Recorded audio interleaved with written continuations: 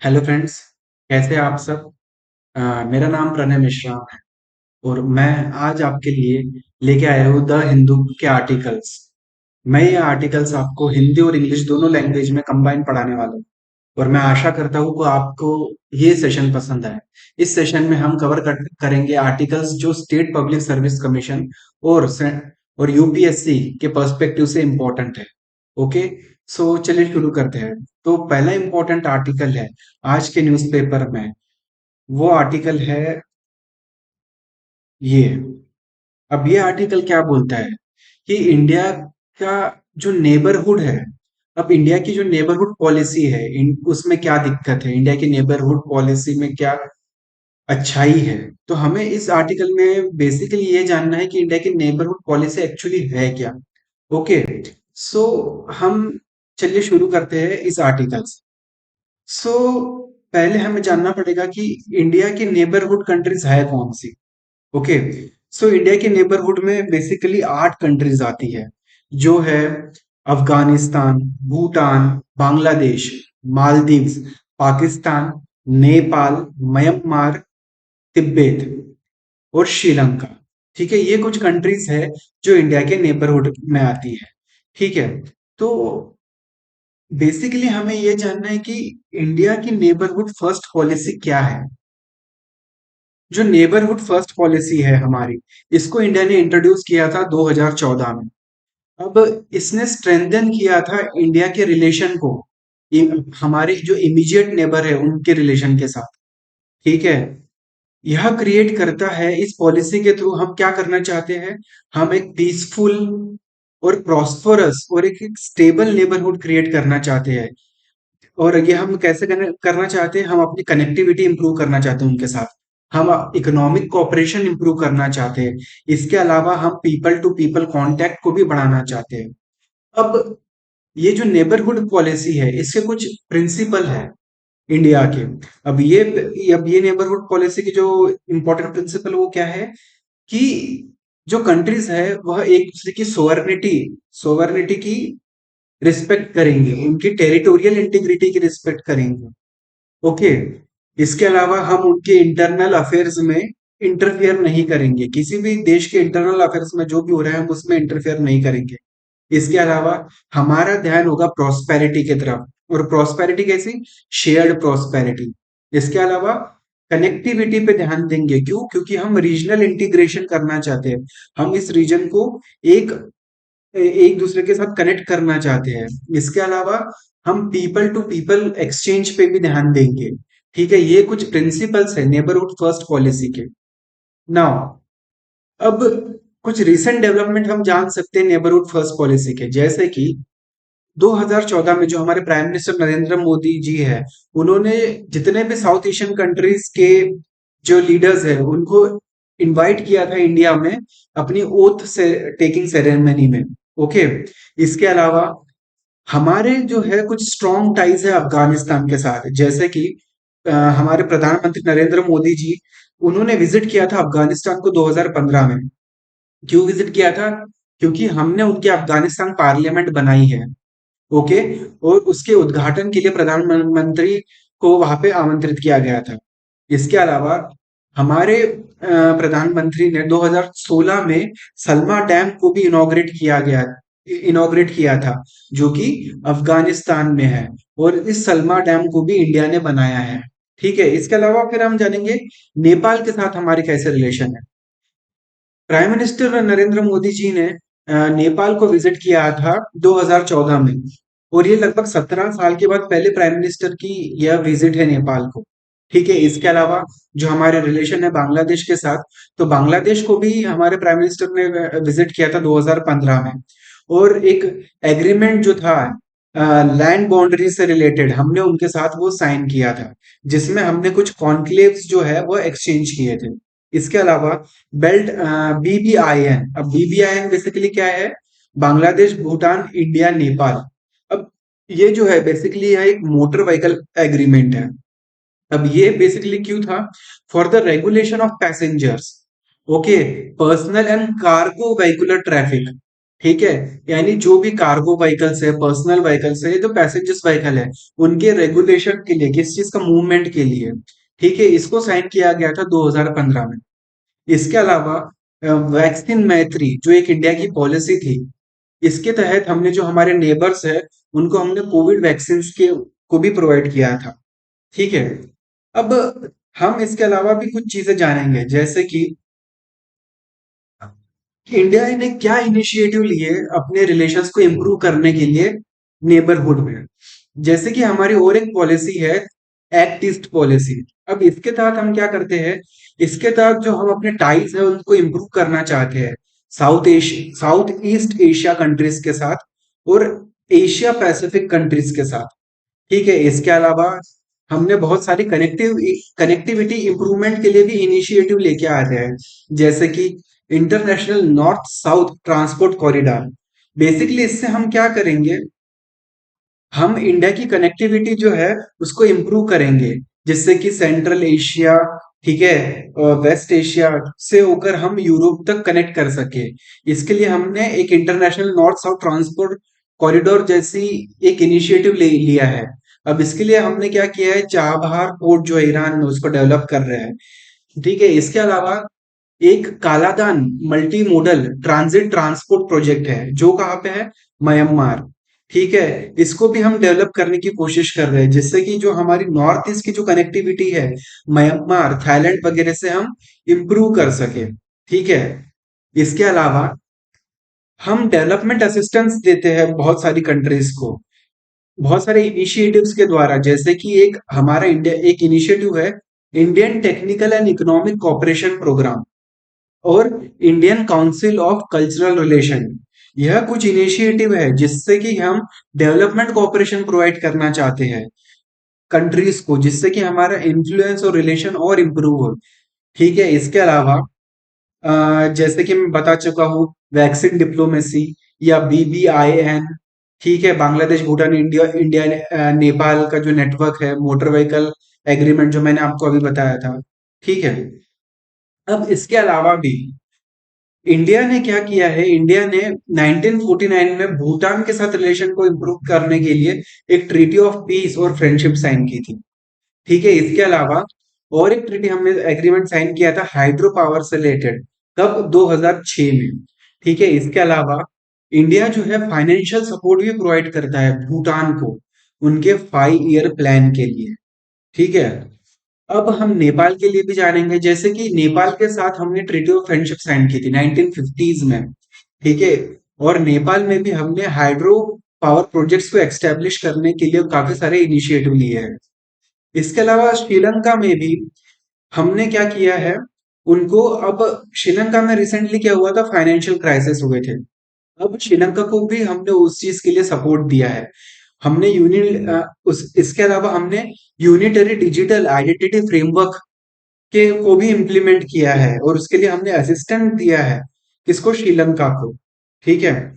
अब हम बांग्लादेश के लिए भी थोड़ा बहुत जान लेते हैं कि बांग्लादेश के साथ भी हमने वाटर शेयरिंग एग्रीमेंट साइन किए हैं, जिससे कि हमारे जो डिस्प्यूट है वाटर को रिलेटेड वो सॉल्व हो सके। ठीक है। और कौन से रिवर डिस्प्यूट, जो ब्रह्मपुत्र रिवर है बेसिकली उससे रिलेटेड डिस्प्यूट, ताकि हमारे रिलेशन बांग्लादेश से भी इंप्रूव हो सके। इसके अलावा मालदीव्स, मालदीव्स के लिए हमने एक ग्रेटर माले कनेक्टिविटी प्रोजेक्ट यह चलाया है। ठीक है। अब इस प्रोजेक्ट के तहत जो है इंडिया जो है कनेक्टिविटी इंप्रूव करना चाहती है मालदीव्स में। ओके। इसके अलावा म्यांमार, म्यांमार को भी हम असिस्टेंस प्रोवाइड कर रहे हैं, जैसे कि एजुकेशन हो गया, हेल्थ केयर हो गया, डिजास्टर मैनेजमेंट हो गया, कैपेसिटी बिल्डिंग हो गया। इन सब चीजों के लिए भी हम म्यांमार को भी काफी ज्यादा असिस्टेंस प्रोवाइड कर रहे हैं। अब इसके अलावा जो और एक जो इम्पोर्टेंट चीज है जो एग्जाम के लिए है, वो है सास। सास यानी क्या है, साउथ एशिया सैटेलाइट, SAS। अब south Asia satellite basically India ने लॉन्च किया। ठीक है। और ये हमने क्यों लॉन्च किया, ताकि हम जो कम्युनिकेशन है उसको बूस्ट कर सके, और डिजास्टर मैनेजमेंट, डिजास्टर रेजिलियंस के लिए जो इंफॉर्मेशन है उसको भी हम इम्प्रूव कर सके। किनके लिए, हमारे जो साउथ एशियन नेबरिंग कंट्रीज है उनके लिए। तो साउथ एशिया सैटेलाइट का को भी आपको ध्यान में रखना बहुत जरूरी है। ठीक है। अब कुछ चैलेंजेस भी है इंडिया के रिलेशन के अपने नेबर्स के साथ। पहला चैलेंज क्या है? Border dispute. अब जैसे कि आप जैसे जानते हो कि लाइन ऑफ एक्चुअल कंट्रोल जो चाइना के और इंडिया के बीच में है, अब हमारा बॉर्डर डिस्प्यूट चाइना के साथ काफी लंबे से समय से चल रहा है। इसके अलावा पाकिस्तान और इंडिया के बीच में जो बॉर्डर है जिसको हम लाइन ऑफ कंट्रोल बोलते हैं, तो पाकिस्तान के साथ भी हमारा काफी ज्यादा बॉर्डर डिस्प्यूट्स चल रहे हैं। इसके अलावा टेररिज्म। अब इंडिया जो है वह एक विक्टिम है टेररिज्म का। क्यों? क्योंकि जो नेबरिंग स्टेट्स है जैसे पाकिस्तान बोलो या कुछ हम बांग्लादेश या म्यांमार से भी बोल सकते हैं कि वहां से क्या होता है, टेररिस्ट ऑर्गेनाइजेशन ऑपरेट करते हैं इंडिया के खिलाफ। ठीक है। इसके इसके अलावा हम जानेंगे कि ट्रेड में भी हमें कंपटीशन फेस करना पड़ता है चाइना से। ठीक है। और मोस्ट ऑफ द कंट्रीज जो है इंडिया के नेबरहुड में, वह जो है वह पार्ट है चाइना का बेल्ट एंड रोड इनिशिएटिव उसके। ठीक है। सिर्फ भूटान को छोड़ के। ठीक है। बाकी जो कंट्रीज है हमारे नेबरहुड में, वह बेल्ट एंड रोड इनिशिएटिव के पार्ट है। ठीक है। अब इसके अलावा भी जो है वाटर शेयरिंग का भी एक बहुत बड़ा मसला है। वाटर शेयरिंग हम किस किस के साथ करते हैं? बांग्लादेश, पाकिस्तान और नेपाल और चाइना के साथ भी। ठीक है। और यह एक सोर्स ऑफ टेंशन है। क्यों?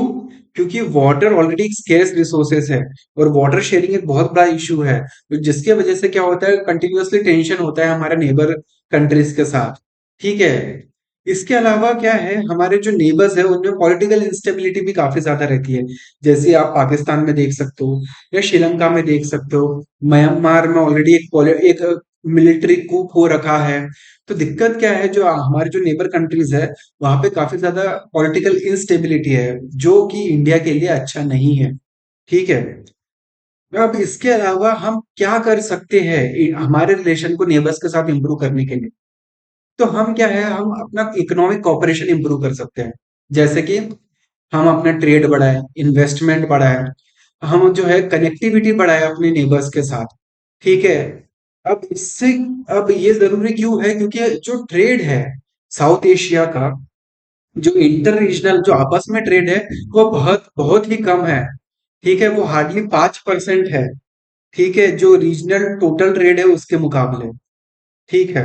ना पीपल टू पीपल एक्सचेंजेस, उसको भी एड्रेस करना बहुत इंपॉर्टेंट है। ठीक है। इंडिया प्रमोट कर सकता है पीपल टू पीपल एक्सचेंज को। कैसे? बाय फैसिलिटेटिंग कल्चरल, एजुकेशनल और टूरिज्म। यानी कल्चर, एजुकेशन और टूरिज्म में हम क्या कर सकते हैं, एक्सचेंज प्रमोट कर सकते हैं, जिससे कि क्या होगा, पीपल टू पीपल कांटेक्ट और बढ़ेगा।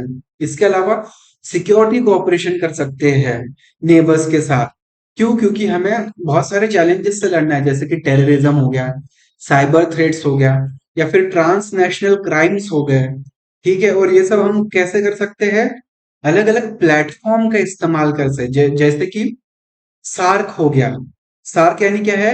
South Asian association for regional cooperation. यह एक प्लेटफॉर्म है जो बनाया गया था ताकि जो रीजन के जो जो कंट्रीज है उनमें आपस में कोऑपरेशन इंप्रूव हो। इसके अलावा और एक प्लेटफॉर्म है जैसे बीमस्टेक हो गया। बीमस्टेक यानी Bay of Bengal initiative for for maritime technical and economic cooperation. ठीक है। For multi sectoral technical and economic cooperation. इसके अलावा इंडियन ओशन रिम एसोसिएशन। यह कुछ प्लेटफॉर्म है जिसके जिसके थ्रू हम क्या कर सकते हैं, एक दूसरे के साथ कांटेक्ट को और इम्प्रूव कर सकते हैं, कोऑपरेशन को इम्प्रूव कर सकते हैं। इसके अलावा इंडिया को अपने डिप्लोमेटिक आउटरीच को भी बढ़ाना चाहिए। ज्यादा से ज्यादा डिप्लोमेटिक एंगेजमेंट करना चाहिए, जिससे कि क्या हो, हमारी जो कांटेक्ट है वह और इम्प्रूव हो और डिफरेंसेस और नैरो डाउन हो सके। ठीक है। तो ये कुछ था जो आज के इस आर्टिकल में इंपॉर्टेंट था। अब हम मूव करते हैं नेक्स्ट इंपॉर्टेंट आर्टिकल। अब नेक्स्ट इंपॉर्टेंट आर्टिकल है जम्मू एंड कश्मीर से रिलेटेड। ओके। अब जम्मू एंड कश्मीर में क्या हुआ रिसेंटली, जो हमारे यूनियन होम मिनिस्टर है उन्होंने लोकसभा में एक बिल पास कराया जिसका नाम है Jammu and Kashmir reorganisation bill 2023 and Jammu and Kashmir reservation bill 2023। अब इस बिल के तहत क्या हुआ है, इस बिल ने क्या है एक्चुअली, जैसे कि हम जानते हैं कि जो total number of assembly seats थी पहले जम्मू एंड कश्मीर में वो 107 थी, उसको बढ़ा के कर दिया है 114, जिसमें कि रिजर्वेशन प्रोवाइड किया गया है शेड्यूल्ड ट्राइब्स को 9 सीटों पे। ठीक है, 114 में से 9 सीट किसके लिए, शेड्यूल्ड ट्राइब के लिए। उसके अलावा लेफ्टिनेंट गवर्नर जो होता है यूनियन टेरिटरी का, उसको भी कुछ पावर दिए गए हैं जिसके तहत वो नॉमिनेट कर सकता है 3 पर्सन्स को। कहाँ पे, जम्मू एंड कश्मीर की असेंबली में, जिसमें से 2 पर्सन वो होंगे जो कि जो 1990s में क्या हुआ था, जो पीपल डिस्प्लेस हुए थे, उन उन लोगों को नॉमिनेशन उनके लिए एक रिजर्वेशन प्रोवाइड करेगा। ठीक है, इन द असेंबली, जैसे कि कश्मीरी पंडित्स जैसे हो गए, जिसमें से कि एक वुमेन होगी, उसको रिजर्वेशन प्रोवाइड किया गया गया है, जिसमें उसको सीट असेंबली रिजर्व की जाएगी। ठीक है, और इसके अलावा जो पाकिस्तान ऑक्युपाइड कश्मीर से जो माइग्रेंट्स आए थे, ठीक है, अब उनके लिए भी एक सीट रिजर्व की गई है इसमें। ठीक है, अब इसके अलावा जो 2014 में, नहीं सॉरी 2004 में, जो वीक और अंडर प्रिविलेज क्लास थे उनके लिए जो रिजर्वेशन था, ठीक है, उसको हमने हटा दिया है। अब उसके जगह पे क्या आ गया है, अदर बैकवर्ड क्लास को रिजर्वेशन प्रोवाइड किया गया है। ठीक है, अब इस आर्टिकल में हमें जानना क्या है कि क्या है एक्चुअली इसका बेसिस। ठीक है, तो अब हम शुरू करते हैं इस आर्टिकल को। अब क्या हुआ था, Jammu and Kashmir reorganisation bill 2019 में पास हुआ था। ठीक है, इस बिल को क्या हुआ था, जिस दिन इंट्रोड्यूस किया गया था उसी दिन पास किया गया था 2019 में। अब इसके तहत क्या किया गया था, 2 यूनियन टेरिटरीज बनाई गई थी, एक थी जम्मू एंड कश्मीर और एक थी लद्दाख। ठीक है, अब बिल ये जो था, इसके पहले इस बिल को इंट्रोड्यूस करने के पहले क्या हुआ था, एक प्रेसिडेंशियल ऑर्डर आया था। तो यह प्रेसिडेंशियल ऑर्डर किसके अंदर आया था, आर्टिकल 370 के अंदर। अब अब इसके तहत क्या हुआ था, जो भी प्रोविजन है इंडियन कॉन्स्टिट्यूशन के, वह बोला गया था कि अब वह अप्लाई होंगे जम्मू एंड कश्मीर में, जो कि पहले नहीं होते थे। और यह बोला गया कि आर्टिकल 370 और आर्टिकल 335 को अब एब्रोगेट किया जाएगा, खत्म किया जाएगा। ओके, अब दिस अनेबल्ड, यानी एक्चुअली क्या हुआ, इससे कि जो हमारी जो इंडियन पार्लियामेंट है, उनको एक किस्म से पावर मिल गया कि वह अब लेजिस्लेशन लॉ बना सकते हैं जम्मू एंड कश्मीर के लिए। नाउ, अब जम्मू एंड कश्मीर का रीऑर्गेनाइजेशन होने से क्या बनता है, union territory of Jammu and Kashmir बनती है, जिसमें कि लेजिस्लेटिव असेंबली होगी। और जो यह यूनियन टेरिटरी है जम्मू एंड कश्मीर में, कि इसमें लेह और कारगिल के डिस्ट्रिक्ट नहीं होंगे। इसके अलावा और एक यूनियन टेरिटरी बनती है लद्दाख, जिसमें जो लेजिस्लेटिव असेंबली है वह नहीं होंगी, और इसमें कारगिल और लेह डिस्ट्रिक्ट शामिल किए गए हैं। ठीक है, इसके अलावा जो लेजिस्लेटिव असेंबली है जम्मू एंड कश्मीर की, इसमें टोटल 114 सीट्स होंगे। ठीक है, अब इसके अलावा कुछ कुछ मैटर, अब जैसे कि क्या है, यह बोला जाता है कि जो अब स्टेट असेंबली रहेगी, वह लॉ बना पाएगी on the matter mention in the state list, सिर्फ पुलिस और पब्लिक ऑर्डर को छोड़ के। ठीक है, इस पे सिर्फ सेंटर लॉ बना सकता है। इसके अलावा कॉन्करेंट लिस्ट पे भी जो अब यूनियन टेरिटरी जो है जम्मू एंड कश्मीर की, वो लॉ बना सकती है। किस किस में, स्टेट लिस्ट में और कॉन्करेंट लिस्ट के सब्जेक्ट्स में, पर पुलिस और पब्लिक ऑर्डर पे लॉ नहीं बना सकती।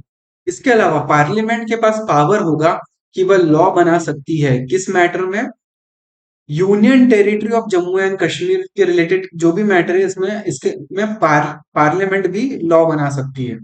ठीक है, इसके अलावा अब लेफ्टिनेंट गवर्नर जो है हमारे, वह वह जो है वह एडमिनिस्टर करेंगे, ठीक है, इस यूनियन टेरिटरी को प्रेसिडेंट के बिहाफ पे। यानी अल्टीमेटली कौन एडमिनिस्टर कर रहा है, प्रेसिडेंट, लेफ्टिनेंट गवर्नर के थ्रू। ठीक है, और जो काउंसिल ऑफ मिनिस्ट्री होंगी, वह जो जिसको लोग अब क्या है, जब असेंबली के इलेक्शन होंगे, तो जो जो भी सरकार बनाएगी वह अपने काउंसिल ऑफ मिनिस्टर अपॉइंट करेगी। वह काउंसिल ऑफ मिनिस्टर एड और एडवाइस करेंगे लेफ्टिनेंट गवर्नर को कि कैसे चलाना है स्टेट को। ओके। अब इसके अलावा जो हाई कोर्ट है जम्मू एंड कश्मीर और लद्दाख के लिए वह कॉमन रखा गया है। इसके अलावा जो लेजिस्लेटिव काउंसिल थी जम्मू एंड कश्मीर को उसको एबॉलिश किया गया है। अभी सिर्फ लेजिस्लेटिव असेंबली रहेगी जम्मू एंड कश्मीर की। ठीक है। अब आर्टिकल 370 को जो अब्रोगेट किया गया है, जो खत्म किया गया है, तो आर्टिकल 370 बेसिकली क्या है? आर्टिकल 370 यह बोलता था कि जो पार्लियामेंट ऑफ इंडिया और यूनियन गवर्नमेंट का जो ज्यूरिसडिक्शन है वह एक्सटेंड होगा जो स्टेट है जम्मू एंड कश्मीर में वो लिमिटेड मैटर पे ही। ऐसा आर्टिकल 370 बोलता था। ओके। आर्टिकल 370 यह बोलता था कि जम्मू एंड कश्मीर का एक सेपरेट कॉन्स्टिट्यूशन होगा, सेपरेट फ्लैग होगा, उसका एक ऑटोनॉमी होगी कि वह अपना एडमिनिस्ट्रेशन खुद देख सके। इसके अलावा जम्मू एंड कश्मीर के पास रेसिडुअरी पावर भी होंगे।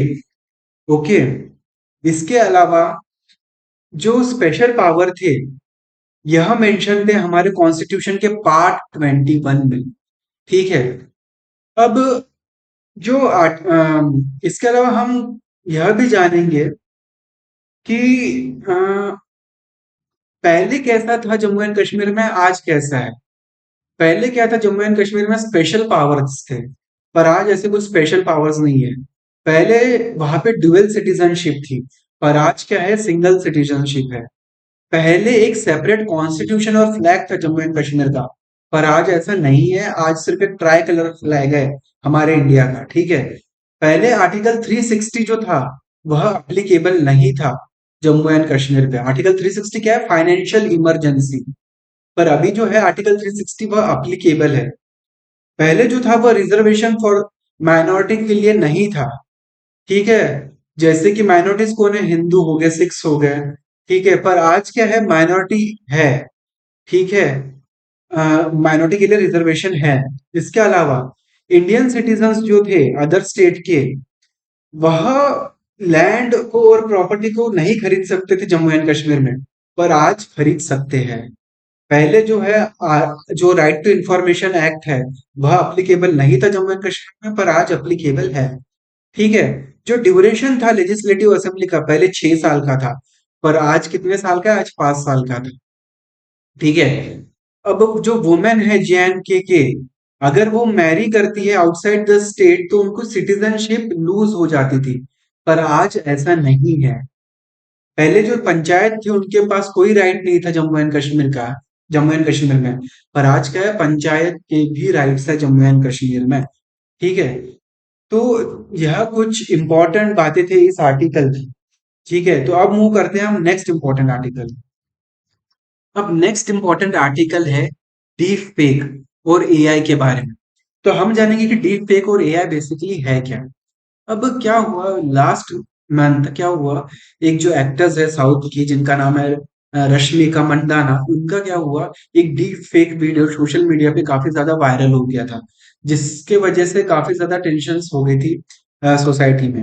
अब डीप फेक बेसिकली क्या होता है, डीप फेक यह एक डिजिटल मीडिया है जिसमें क्या होता है, वीडियो, ऑडियो, इमेजेस, उसको किया जाता है, मैनिपुलेट किया जाता है। और यह कैसे करते हैं हम, आर्टिफिशियल इंटेलिजेंस के द्वारा। ठीक है। एक हाइपर रियलिटी क्रिएट की जाती है इसमें। ठीक है। डिजिटल फॉल्सिफिकेशन होता है। डिजिटल फॉल्सिफिकेशन यानी आपको एक जो रियलिटी जो है उसको तोड़ा मरोड़ा जाता है डीपफेक टेक्नोलॉजी के का यूज करके। ठीक है। और एक हाइपर रियलिटी क्रिएट की जाती है। ठीक है। अब डीप फेक और का जो है काफी ज्यादा पोटेंशियल है कि वो डैमेज कर सकता है एक इंडिविजुअल के रेपुटेशन को। ठीक है। हमारी जो डेमोक्रेटिक इंस्टीट्यूशन है उसको काफी ज्यादा हर्ट कर सकता है। ठीक है। अब इसके अलावा जो डीप फेक है उसका पॉलिटिक्स में किस तरह से यूज है। अब 2020 में क्या हुआ था, एक एआई के द्वारा डीप फेक जनरेट हुआ था, जो बीजेपी के लीडर है मनोज तिवारी उनका। अब उसमें क्या ये दिखाया गया था कि जो मनोज तिवारी जो थे वह एलिगेशन लगा रहे थे political opponent mister Arvind Kejriwal के खिलाफ, और वह बात कर रहे थे इंग्लिश और हरियाणवी में। ठीक है, दिल्ली के इलेक्शन के पहले। इसके अलावा और एक जो वीडियो था, जो कांग्रेस चीफ कमलनाथ जी है, उनका भी वीडियो, एक डीप फेक वीडियो अभी वायरल हुआ था, जिससे कि एक कंफ्यूजन क्रिएट हो गई थी सोसाइटी में लाडली बहन स्कीम के बारे में, जो कि मध्य प्रदेश में लॉन्च की गई थी। ठीक है। इसके अलावा हम देख सकते हैं कि कुछ समय पहले जो यूक्रेन के प्रेसिडेंट है, व्लादिमीर जेलेंस्की, उनका भी एक वायरल वीडियो हुआ था डीप फेक का, जिसमें वो बोलते हैं अपने सोल्जर्स को, देशवासियों को, कि वो अपने हथियार डाल दे। ठीक है। और यह भी एक डीप फेक वीडियो था। नाउ, अब ये जो deep fake video, deep fake technology emerge कैसे होती है? देखो, अब क्या होता है, डीप फेक ये जो है, वह टेक्नोलॉजी का इस्तेमाल करता है, जैसे कि एआई, मशीन लर्निंग। ठीक है। और इससे क्या होता है, जो एक लाइन है रियलिटी और फिक्शन की, वह ब्लर हो जाती है। उसके बीच में की जो लाइन है, वो गायब हो जाती है, और हम डिफरेंशिएट नहीं कर पाते कि रियल क्या है और इमेजिनरी क्या है। ठीक है।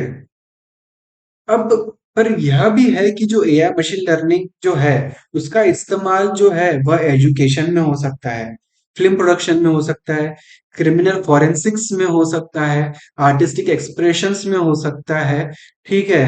पर क्या है, उसका मिसयूज काफी ज्यादा हो रहा है आजकल, जिससे कि क्या होता है, इलेक्शंस पे असर पड़ रहा है, लोगों की जिंदगी पे असर पड़ रहा है, काफी ज्यादा मिस इन्फॉर्मेशन और डिसइंफॉर्मेशन कम्युनिकेट की जा रही है। अब पहले क्या था, पहले भी तो फोटोशॉप का इस्तेमाल करके लोग एडिट करते थे एक दूसरे के फोटोज बोलो या कुछ। पर आज क्या हो रहा है, एआई का इस्तेमाल हो रहा है, और काफी ज्यादा डीप फेक्स क्रिएट किए जा रहे हैं, जिसका काफी डिजास्टरस इफेक्ट हो रहा है। ठीक है। अब इसका भी सबसे ज्यादा इस्तेमाल कहाँ पे हो रहा है, या इसका पहला इस्तेमाल हम कब देख सकते हैं डीप फेक टेक्नोलॉजी का? 2017 में। तब क्या होता था, जो फेसेस थे पहले सेलिब्रिटीज पे, उनके फेसेस को क्रॉप करके दूसरा फेस, यानी एक्चुअली जो कॉमन पीपल है उसके फेस को हटा के सेलिब्रिटी का फेस वहां पे लगाया जाता था, और पोर्नोग्राफिक कंटेंट बनाया जाता था। ठीक है। अब इससे, यह इसका पहला यूज था डीप फेक का 2017 में। पर अभी डीप फेक क्या हुआ है, जनरेट करना काफी ज्यादा इजी हो गया है। ठीक है। और जो एक सेमी स्किल्ड या अनस्किल्ड इंडिविजुअल है, वह भी डिफेक्ट क्लिप बना सकता है। ठीक है। ना, अब इस टेक्नोलॉजी को डिटेक्ट करना बहुत मुश्किल है। ठीक है। और इंडिविजुअल जो इनका मिसयूज करते हैं, उनको पकड़ना भी बहुत मुश्किल हो गया है। स्टिल क्या है, अब जब मैसेच्यूसेट्स इंस्टीट्यूट ऑफ टेक्नोलॉजी है, एमआईटी, उसने कुछ चीजें क्रिएट की है, जैसे कि जिससे कि हम डीप फेक को आइडेंटिफाई कर सके। कैसे? जो स्मॉल इंटीग्रेट डिटेल्स है, हमें उन पे फोकस करना है, जिससे कि हम आइडेंटिफाई कर सके कि ये डीप फेक है या नहीं। ठीक है।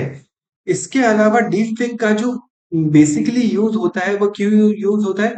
जेंडर्ड वॉयलेंस क्रिएट करने के लिए, यानी वॉयलेंस अगेंस्ट वुमेन। ठीक है। जो 96% जो डीप फेक्स होते हैं, वह पोर्नोग्राफिक होते हैं। ठीक है। और उसमें भी जो 99% होते हैं, वो वुमेन के अगेंस्ट होते हैं। ठीक है। तो यह दिखाता है कि किस तरह से डीप फेक का इस्तेमाल हो रहा है वुमेन के खिलाफ ही। तो हमें डीप फेक के प्रति काफी ज्यादा अवेयरनेस को क्रिएट करने की बहुत ज्यादा आवश्यकता है। ठीक है। इसके अलावा लॉस क्या है इस डीप फेक को काउंटर करने के लिए? तो इंडिया में कुछ ऐसा स्पेसिफिक लॉ तो नहीं है जो डीप फेक को या एआई से रिलेटेड क्राइम को रोक सके। पर जो आईटी एक्ट है 2000, उसमें एक सेक्शन है, सेक्शन 66 ई। यह क्या बोलता है, यह अप्लीकेबल है डीप फेक के क्राइम्स के। अब यह क्या है, अगर आप कोई पब्लिकेशन करते हैं, या तो फिर आप किसी पर्सन के इमेज को, ठीक है, आप मॉडिफाई करते हैं और मास मीडिया पे लगाते हो, और आप उनकी प्राइवेसी को हर्ट करते हो, तो आपके खिलाफ एक्शन होगा। आपको 3 साल की कैद होगी। इसके अलावा आईटी एक्ट 2000 में सेक्शन 67 ए और 67 बी भी है। यह क्या बोलता है कि अगर एक इंडिविजुअल पब्लिश करता है डीप फेक को, जो कि ऑब्सीन हो, जो कि सेक्सुअली एक्सप्लिसिट हो, ठीक है, उनको भी आप पनिश करोगे। ना, आईटी रूल्स जो है वह प्रोहिबिट करते हैं कि आप कोई भी कंटेंट को पब्लिश ना करें जो किसी पर्सन को का एक को इम्पर्सनेट करता है, यानी उसका एक फेक इमेज वगैरह क्रिएट करता है। ठीक है। और यह रिक्वायर करता है कि जो सोशल मीडिया प्लेटफॉर्म है वह तुरंतली आइडेंटिफाई करे इस डीप फेक को, और ये जो आर्टिफिशियली मॉक इमेज होते हैं उसको टेक डाउन करें। ठीक है। और अगर वह लोग ऐसा नहीं करते, अगर सोशल मीडिया प्लेटफॉर्म ऐसा नहीं करते हैं, तो उनके खिलाफ एक्शन लिया जाएगा। जो उनको एक सेफ हार्बर प्रोटेक्शन दिया जाता है वह उनसे छीना जाएगा।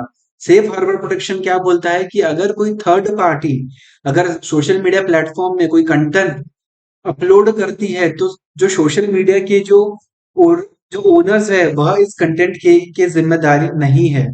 ठीक है। तो यह बोला जाता है। अब इसके अलावा जो हमारा आईपीसी है, इंडियन पिनल कोड, उसके भी कुछ सेक्शंस है जो हम यूज कर सकते हैं डीप फेक की डीप फेक से रिलेटेड जो हैवॉक हो रहा है, जो सिचुएशन क्रिएट हो रही है उसको काउंटर करने के लिए, जैसे कि सेक्शन 509 है। अब यह क्या बोलता है कि अगर आप कुछ वर्ड्स बोलते हो या जो गेस्टर्स बोलते हो जिससे कि मॉडेस्टी ऑफ वुमेन को हर्ट होता है, तो आपके खिलाफ कार्रवाई होगी। सेक्शन 499 क्या बोलता है? डिफेमेशन, अगर आप डिफेमेशन करते हो तो आप खिलाफ कार्रवाई होगी। इसके अलावा सेक्शन 153 यह क्या बोलता है कि अगर आप किसी के खिलाफ हेट स्प्रेड करते हो तो आपके खिलाफ कार्रवाई होगी। नाउ, क्या कोई लीगल वैक्यूम है? तो देखिए, ऐसा है, आप एक टुकड़ों में लेजिस्लेशन लेके आओगे तो उसका कोई सोल्यूशन नहीं है। आपको एक ओवरऑल सोल्यूशन लेके आना पड़ेगा। ठीक है। एक रेगुलेटरी फ्रेमवर्क लेके आना पड़ेगा। ठीक है। जो कि इस सिचुएशन को हैंडल कर सके। अब क्या है, आईटी रूल्स सिर्फ एड्रेस करते हैं इलीगल कंटेंट को जो ऑलरेडी अपलोड हो चुका है, या तो फिर हम जो ऑलरेडी सफर कर चुके हैं। पर यह फोकस नहीं करता प्रिवेंटिव मेजर्स को कि हम कैसे इसको पहले ही रोके। इस पे फोकस नहीं करता है, जिसके वजह से जो यूजर है वह प्रोटेक्टेड नहीं है। ठीक है। अब जो हमारा जो करंट जो लॉज है वह ओनली फोकस करता है कि जो ऑनलाइन जो जो कंटेंट डाला गया है आप उसको निकालो। बट एक डीपर अंडरस्टैंडिंग नहीं है कि किस तरीके से ये जो एआई जनरेटिव टेक्नोलॉजी काम करती है। ठीक है। अब लॉ जो है यह प्लेस करता है एंटायर बर्डन किस पे? विक्टिम पे, कि वह पहले कंप्लेंट फाइल करे, फिर तब जाके एजेंसीज कुछ एक्शन लेंगी। पर ऐसा नहीं है कि एजेंसीज पहले ही प्रोएक्टिवली कुछ एक्शन ले इसके खिलाफ। ठीक है। ना अब सेंटर का रिस्पांस क्या है? सेंटर ने अब अभी क्या रिसेंटली में सोशल मीडिया प्लेटफॉर्म्स की मीटिंग ली थी। उनको बोला गया था कि क्या किया जाए, कैसे किया जाए डीप फेक को के प्रॉब्लम्स को काउंटर करने के लिए। पर जो हमारे मिनिस्टर ऑफ स्टेट है, उनका कहना है कि जो ऑलरेडी जो हमारे लॉ है वह सफिशिएंट है इस डीप फेक को से टैकल करने के लिए। बस हमें क्या करना है, स्पेशल ऑफिसर अपॉइंट करना है जो जो इस आईटी एक्ट्स वगैरह जो जो वॉयलेशन कर रहे हैं, जो डीप फेक क्रिएट कर रहे हैं उसको मॉनिटर करने के लिए। ठीक है। नाउ, क्या है कि मॉरल पैनिक काफी ज्यादा हो रखा है लोगों में। ठीक है। स्पेशली जो अभी करंट इंसिडेंट्स हो रहे हैं पास्ट में डीप फेक से रिलेटेड। अब हम ये जानेंगे कि दूसरी कंट्रीज ने क्या किया है। दूसरी कंट्रीज जैसे कि यूएस हो गया। यूएस के जो प्रेसिडेंट है जो बाइडेन, उन्होंने क्या किया, एक एग्जीक्यूटिव ऑर्डर साइन पास किया। वह यह बोलता है कि जो भी रिस्क है उसको मैनेज किया जाएगा डीप फेक से रिलेटेड जो क्रिएट हो रहे हैं, जिस जिससे हमारे नेशनल सिक्योरिटी को असर हो सकता है। इसके अलावा एक deep fake bill, accountability bill भी लेके आया गया है यूएसए में, जो रिक्वायर करता है जो क्रिएटर है डीप फेक का, वह प्रोवाइड करे नोटिफिकेशन कि यह जो वीडियो है वह एक अल्टर्ड वीडियो है, ओरिजिनल वीडियो नहीं है, उसको ऐसे एक नोटिफिकेशन देना पड़ेगा। इसके अलावा यूरोपियन यूनियन ने भी एक कानून पास किया।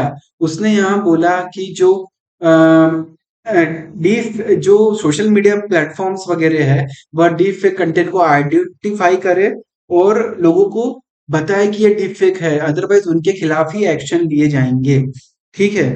सो यह चीजें थी जो इंपॉर्टेंट थे इस आर्टिकल में।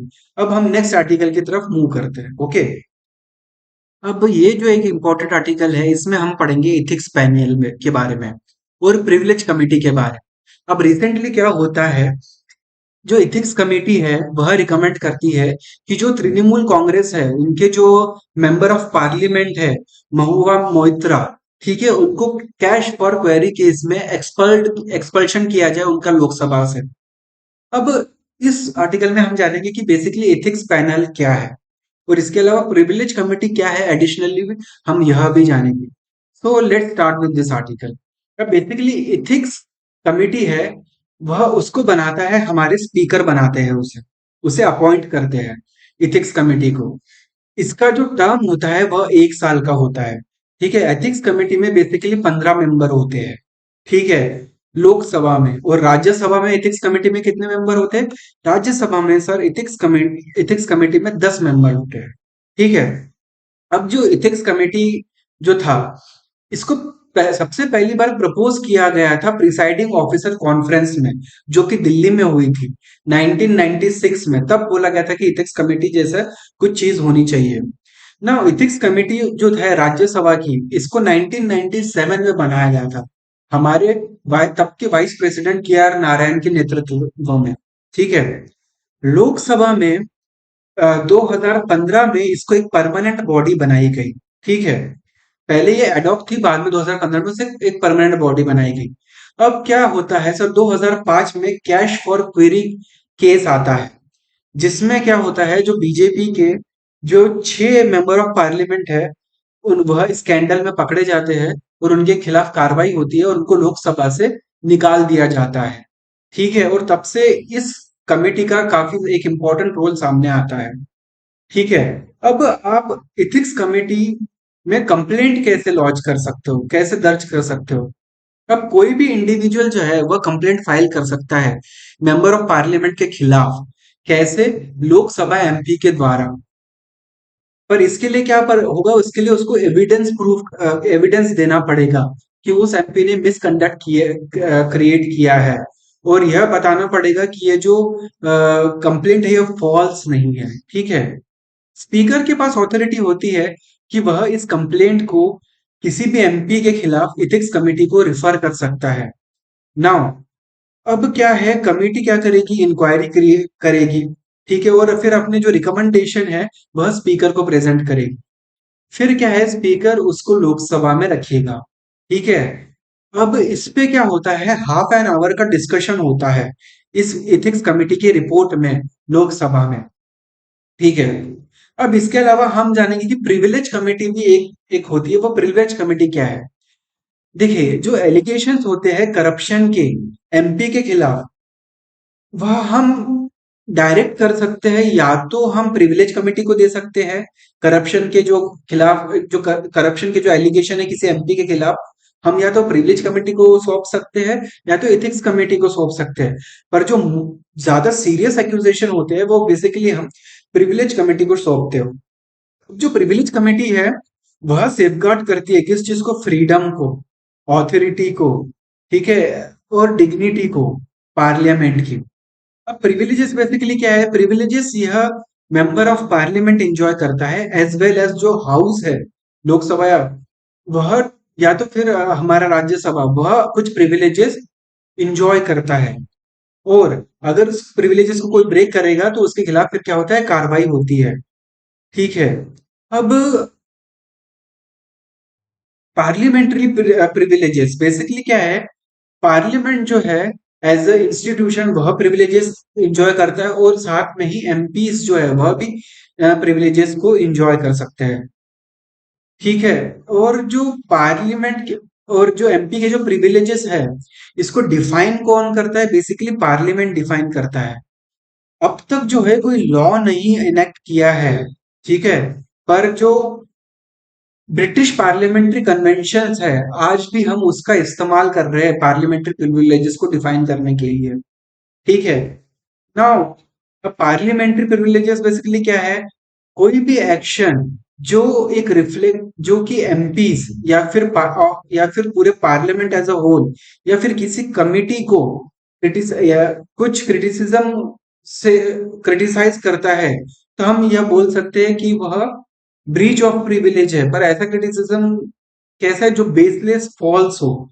ठीक है, अब इसमें क्या होता है, कोई न्यूज आइटम के द्वारा यह हो सकता है, या फिर कोई न्यूज़पेपर में एडिटोरियल करके आप यह बोल सकते हो, या फिर कोई स्टेटमेंट ऐसा दिया गया है जिससे कि जो डिग्निटी है वह किसी मेंबर ऑफ पार्लियामेंट की, या फिर पार्लियामेंट एज अ बॉडी अगर वह लोअर हो रही है किसी न्यूज़पेपर के आइटम से, किसी मैगजीन या टीवी के इंटरव्यू के द्वारा या पब्लिक स्पीच के द्वारा, तो इसे ब्रीच ऑफ द प्रिविलेज माना जाएगा। अब जो प्रिविलेज कमेटी है उसमें भी 15 मेंबर होते हैं। एक लोकसभा में 15 मेंबर होते हैं और राज्यसभा में 10 मेंबर होते हैं। अब इसको कौन नॉमिनेट करता है? स्पीकर नॉमिनेट करता है इन केस ऑफ लोकसभा, और राज्यसभा के केस में इसको चेयरमैन नॉमिनेट करता है। जो राज्यसभा है इसका एक डेप्यूटी चेयरपर्सन भी होता है जो हेड करता है इस कमिटी ऑफ प्रिविलेज को। ठीक है, नाउ अब पावर और फंक्शन कैसे होते हैं।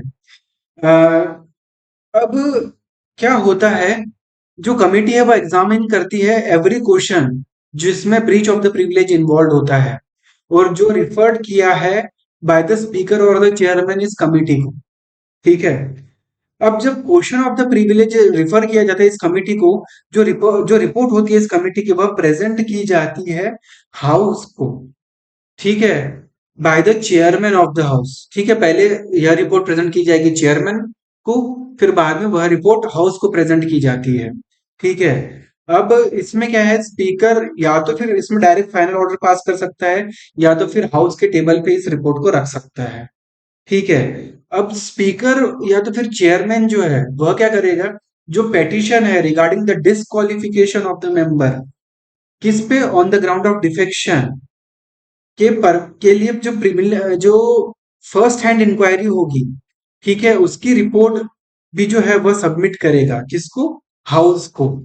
ठीक है, बेसिकली यानी क्या है, जो स्पीकर है चेयरमैन है वह रिफर करता है इस कमिटी को, क्या, एक पेटिशन किस चीज से रिगार्डेड, डिस्क्वालिफिकेशन से रिगार्डेड, कि, किस ग्राउंड पे, डिफेक्शन के ग्राउंड पे। ठीक है, क्यों, क्योंकि यह कमेटी ताकि एक फर्स्ट इंक्वायरी कर सके और अपनी रिपोर्ट सबमिट कर सके स्पीकर और चेयरमैन को। ठीक है, तो यह कुछ इंपॉर्टेंट चीजें थी इस आर्टिकल में। अब बढ़ते हैं हम नेक्स्ट आर्टिकल में।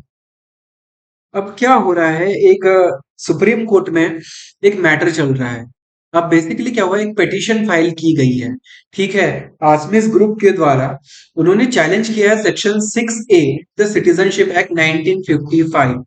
ठीक है, अब इस एक्ट के बारे में बेसिकली हम इस आर्टिकल में जानेंगे। इस आर्टिकल में हम यह भी जानेंगे कि आसाम अकॉर्ड क्या है।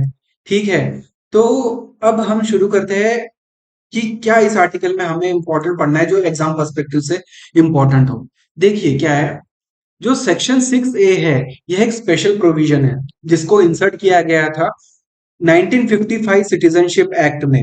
ठीक है, और यह क्यों, क्योंकि एक आसाम अकॉर्ड साइन किया गया था 15 अगस्त 1985 में, जिसके तहत सेक्शन 6A को इंसर्ट किया गया था सिटीजनशिप एक्ट 1955 में। ठीक है, अब अब जो असम अकॉर्ड है बेसिकली यह साइन हुआ था तब सेंटर के बारे में, सेंटर के बीच में, आसाम गवर्नमेंट के बीच में, और ऑल असम स्टूडेंट यूनियन के बीच में। ठीक है, अब सेक्शन जो 6A है सिटीजन एक्ट 1955 का, यह एक स्पेशल प्रोविजन है आसाम के लिए, जिसके तहत जो भी पर्सन एंटर्ड हुआ है आसाम में जनवरी 1 1966 और मार्च 25 1971 के बीच में, और जो रह रहा है आसाम के स्टेट में, ठीक है, और जिसको डिटेक्ट किया गया है कि वो इमिग्रेंट है, ठीक है, जो बाहर से आया गया है, ठीक है, उसको अलाउ किया जाएगा कि वो रजिस्टर कर सके अपने आप को।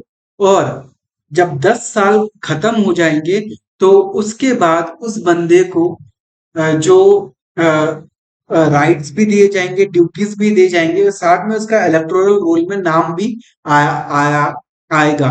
बेसिकली क्या है, देखिए मैं आपको बताता हूँ सिंपल लैंग्वेज में, कि 1966 के पहले जो भी बांग्लादेश, फॉर एग्जांपल बांग्लादेश से इंटर हुए आसाम में, ठीक है, 1966 के पहले, तो उनको ट्रीट किया जाएगा एज अ ऑर्डिनरी सिटीजन।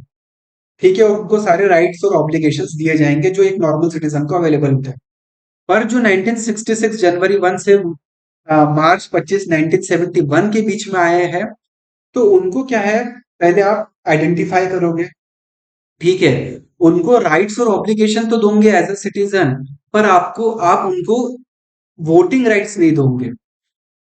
और 10 साल हो जाने के बाद उनको क्या है, आप पहले उनको रजिस्टर करोगे और 10 साल के बाद आप उनको इलेक्टोरल रोल में उनका नाम दर्ज करोगे और आप उनको वोटिंग राइट्स दोगे।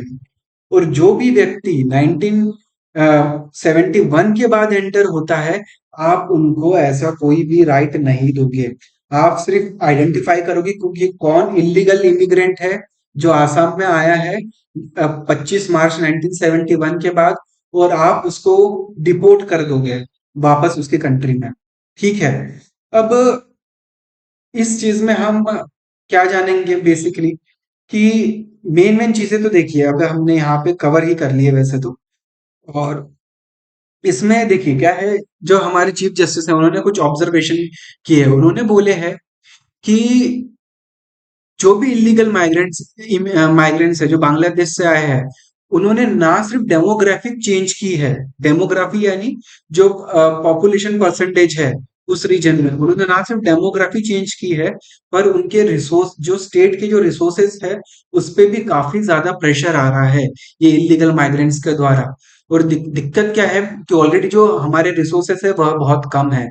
तो अगर हम ऑलरेडी हमारे रिसोर्सेस कम है तो उस पर काफी ज्यादा प्रेशर आ जाएगा, जो कि अच्छी बात नहीं है इंडिया के लिए, ठीक है। अब क्या है, तो इसलिए कोर्ट ने बोला है कि क्यों जो ये सेक्शन 6 ए है सिर्फ इलीगल इमिग्रेंट्स के लिए है, माइग्रेंट्स के लिए है, ठीक है। जो आसाम में है, यह वेस्ट बंगाल में क्यों यह एक्ट नहीं है, वहां पे इलीगल इमिग्रेंट्स को ऐसे क्यों डिटेक्ट नहीं किया जा रहा है? क्यों? क्योंकि वेस्ट बंगाल भी एक काफी बड़ी बॉर्डर शेयर करता है किसके साथ, बांग्लादेश के साथ। तो सुप्रीम कोर्ट ने ऑर्डर किया है कि आपके पास जो भी डाटा है इलीगल इमिग्रेंट से रिलेटेड, आप वो हमें मंडे तक प्रोवाइड करो, ताकि हम इस इलीगल इमिग्रेशन के प्रॉब्लम को और डिटेल में एनालिसिस कर सके, ठीक है। तो इस आर्टिकल में यही जो चीजें थी इंपॉर्टेंट थी डिस्कस करने के लिए। नाउ अब इस आर्टिकल में हम जानेंगे एनआईए के बारे में। बेसिकली क्या है, एग्जाम पर्सपेक्टिव से हमें सिर्फ इतना जानना है कि नेशनल इन्वेस्टिगेशन एजेंसी क्या है, ठीक है। अब इस इन्वेस्टिगेशन एजेंसी ने रिसेंटली क्या किया है, लश्कर ए तैयबा की जो प्रॉपर्टीज है जो कश्मीर में है उसको अटैच किया है। तो चलिए एग्जाम पर्सपेक्टिव से हम जानते हैं इस आर्टिकल के बारे में। NIA national investigation agency basically एक फेडरल एजेंसी है इंडियन गवर्नमेंट की।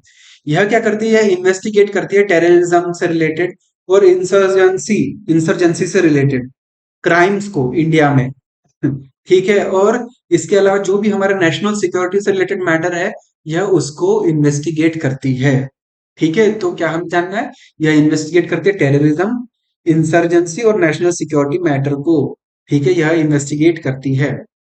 इसको एस्टेब्लिश किया गया था 2009 में। क्यों? क्योंकि तब मुंबई टेररिस्ट अटैक हुआ था 2008 में, जिसके चलते एनआईए को 2009 में एस्टेब्लिश किया गया था। इसके लिए एक एक्ट है नेशनल इन्वेस्टिगेशन एजेंसी एक्ट 2008, ठीक है। अब एनआईए एक्ट में अमेंडमेंट में हुआ था 2019 में, ठीक है। अब क्या है, एनआईए को कुछ पावर्स दिए गए हैं, क्या, कि वो इन्वेस्टिगेट कर सकती है cases across the state boundaries, जिसके लिए उसको कोई प्रायर परमिशन लेने की जरूरत नहीं पड़ेगी स्टेट गवर्नमेंट से, ठीक है। फंक्शंस क्या है, वह बेसिकली कलेक्ट करेगी इंटेलिजेंस को, और इस इंटेलिजेंस इंफॉर्मेशन को शेयर करेगी, किस कौन सी information, related to the terrorism और नेशनल सिक्योरिटी रिलेटेड मैटर्स, ठीक है। नाउ लॉ एनफोर्समेंट एजेंसी और अदर स्टेक होल्डर्स जो है उनकी इससे क्या होगा, कैपेबिलिटीज और भी बढ़ जाएगी। क्यों? क्योंकि उनके पास ऑलरेडी इंफॉर्मेशन होगी टेररिज्म को टैकल करने के लिए, ठीक है। नाउ एनआईए जो है वह इन्वेस्टिगेशन ले सकता है, ठीक है। स्टेट गवर्नमेंट जो है या तो उसे रिफर कर सकता है, ठीक है, केसेस को सेंट्रल गवर्नमेंट को, और सेंट्रल गवर्नमेंट उस केस को रिफर करेगा एनआईए को under section 6 of the NIA act 2008, ठीक है। नाउ अगर किसी एक्यूज्ड है, अगर उसको अनलॉफुल एक्टिविटी प्रिवेंशन एक्ट के तहत अगर आपको प्रोसिक्यूट करना है, ठीक है, तो एनआईए जो है यह सैंक्शन लेता है सेंट्रल गवर्नमेंट का। ठीक है, एनआईए को सेंट्रल गवर्नमेंट डायरेक्ट करती है कि वह इन्वेस्टिगेट करे ऑफेंसेस पे। ठीक है, या तो विद इन द कंट्री और या तो फिर आउटसाइड द कंट्री। ठीक है, दोनों केस में। ठीक है, यह डील करता है लेफ्ट विंग एक्सट्रीमिज्म को भी। ठीक है, जैसे कि टेरर फाइनेंसिंग हो गई लेफ्ट विंग एक्सट्रीमिज्म की, उससे भी रिलेटेड यह केसेस को इन्वेस्टिगेट करता है। ठीक है ना, इसके अलावा एनआईए जो है उसका एक स्पेशल कोड भी होता है। नाउ अब जो ऑफेंसेस है आउटसाइड द इंडिया, एनआईए का ओरिजिनली जो पावर है तो यह है इन्वेस्टिगेट करना क्राइम विद इन इंडिया।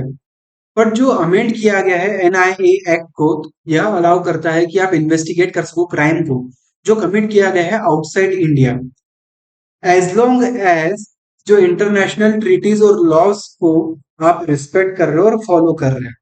ठीक है, अगर सेंट्रल गवर्नमेंट बिलीव करती है कि कोई क्राइम हुआ है आउटसाइड इंडिया, ठीक है, जो कि फॉल होता है इस जुरिस्डिक्शन में, इस एक्ट के जुरिस्डिक्शन में, तो वह इंस्ट्रक्ट कर सकता है एनआईए को कि वह इन्वेस्टिगेट करे केस को। ठीक है, अगर वह एक्ट कमिटेड हुआ है इंडिया में तो। ठीक है, सो इस एक्ट के स्कोप को वाइडर किया गया है।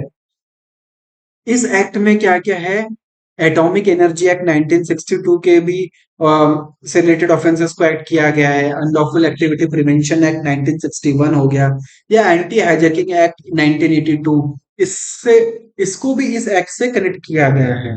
ठीक है, जो एनआई एक्ट में अमेंडमेंट लाया गया है इसमें आपने ह्यूमन ट्रैफिकिंग जैसे ऑफेंसेस को भी लाया है, काउंटर फेक करेंसी हो गई है उसको भी लेके आया है, या तो फिर साइबर टेररिज्म जैसे केसेस हो गए, इसको भी हमने इस एक्ट में लेके आया है।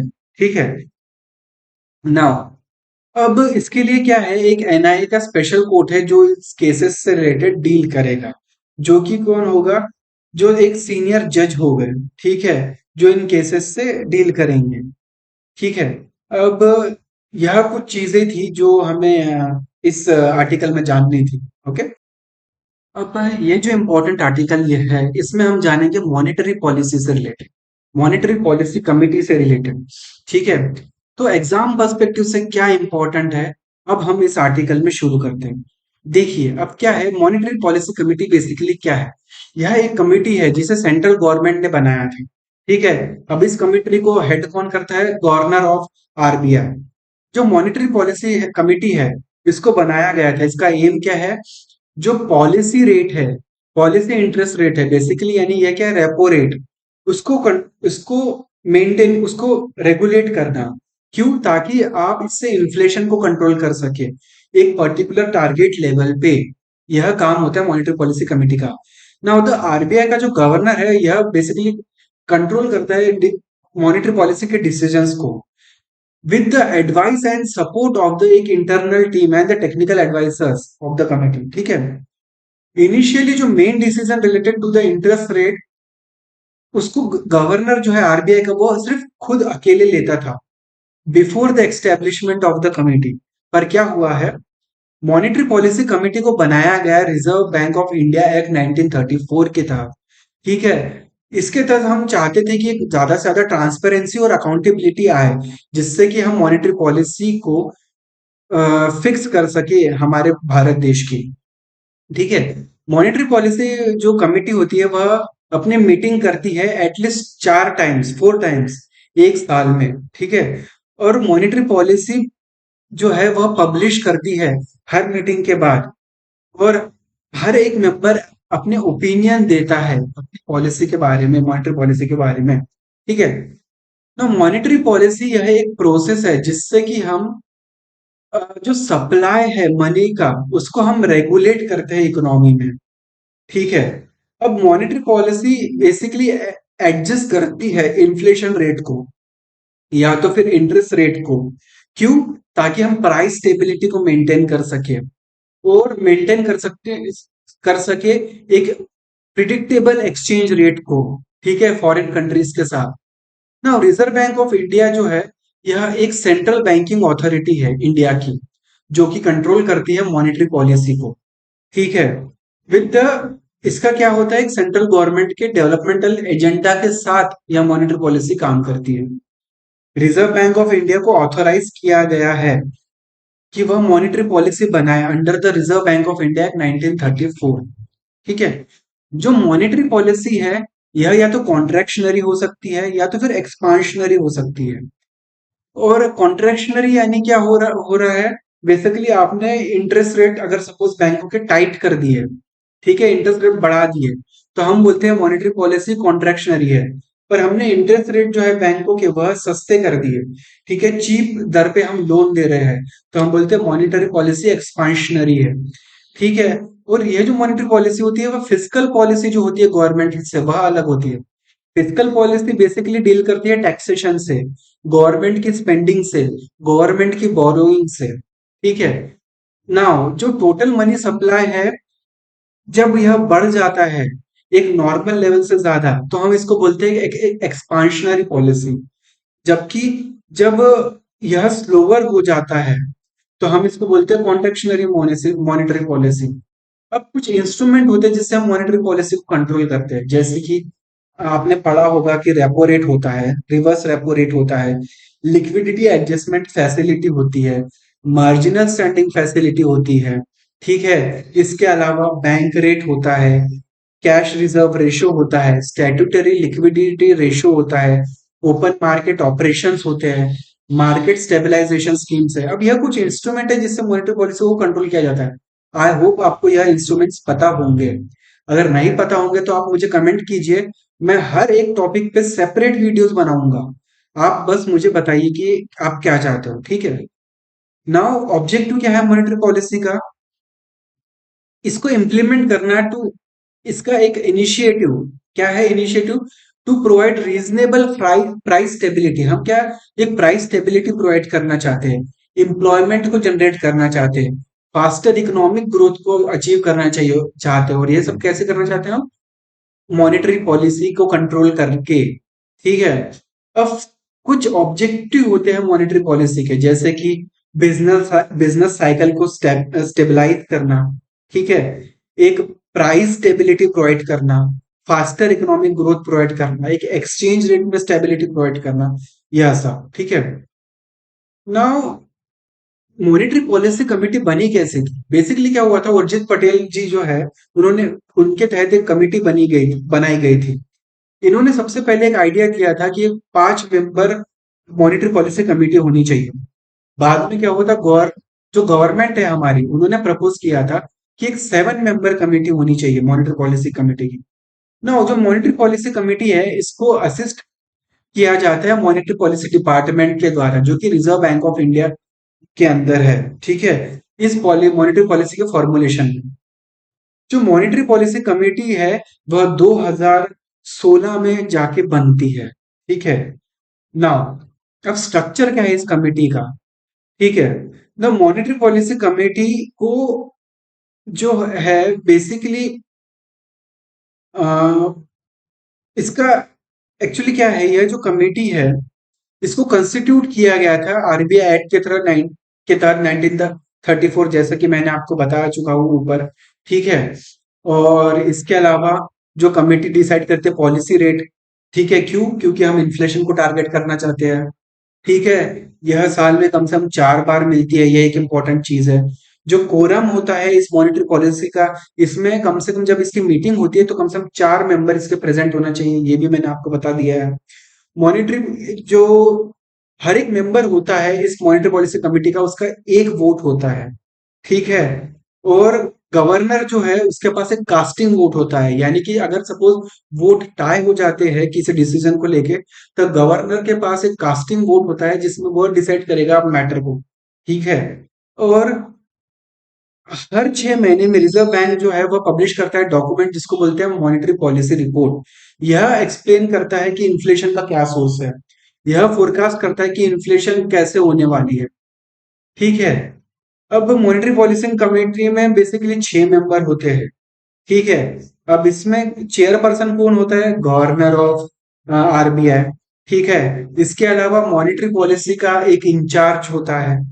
ठीक है। इसके अलावा और भी 4 मेंबर्स होते हैं, ठीक है, जो आरबीआई का जो सेंट्रल बोर्ड होता है उसमें एक मेंबर, उसका एक मेंबर हो गया, यानी आरबीआई के साइड से 3 मेंबर और गवर्नमेंट के साइड से 3 मेंबर, ऐसे टोटल 6 मेंबर इसके मेंबर्स होते हैं, ठीक है। तो बस यही हमें जानना था जो इम्पोर्टेंट है, ठीक है। अब इसके अलावा ये एक आर्टिकल है हम जान सकते हैं जिसके बारे में, एक क्या है, यूके में रवांडा डिपोटेशन बिल। अब क्या है, जो भी इलीगल इमिग्रेंट्स जो है या जो असाइलम सीकर्स है, जो दूसरी कंट्रीज से आते हैं और शरण मांगते हैं यूके में, तो उनको डिपोर्ट करने के लिए एक रवांडा डिपोटेशन बिल बनाया गया था। इसमें क्या बोला था, जो भी ये असाइलम सीकर है उनको रवांडा नाम की जो कंट्री है, जो कहाँ पे अफ्रीका में, वहां पे डिपोर्ट कर दिया जाएगा, वहां पे भेज दिया जाएगा, ठीक है।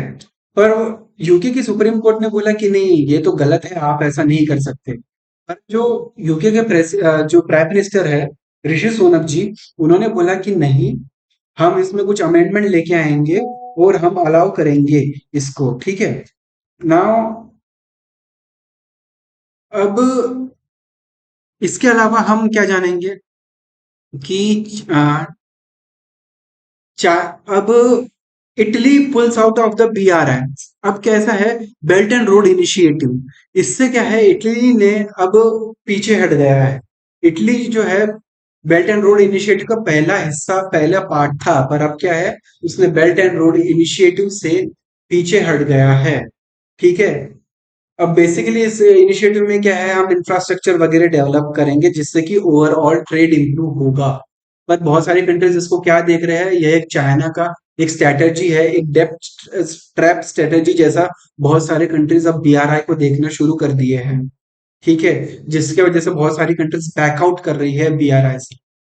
सो यह इंपॉर्टेंट आर्टिकल्स थे आज के लिए। आई होप कि आपको यह सेशन पसंद आया हो। अगर आपको लगता है कि मैं हर एक टॉपिक पे इंडिविजुअली एक पर्टिकुलर लेक्चर्स बनाऊं ताकि आपको और डिटेल में क्लियरिटी आए, तो प्लीज आप मुझे बताइए। मैं हर टॉपिक पे इंडिविजुअल लेक्चर बना के आपको और डिटेल में एक्सप्लेन करूंगा, क्योंकि ये करंट अफेयर्स का क्लास है तो मैं ज्यादा चीजें नहीं बता सकता। पर आपको अगर और कुछ चाहिए तो प्लीज आप मुझे कमेंट सेक्शन में बताइए। Thank you, have a nice day.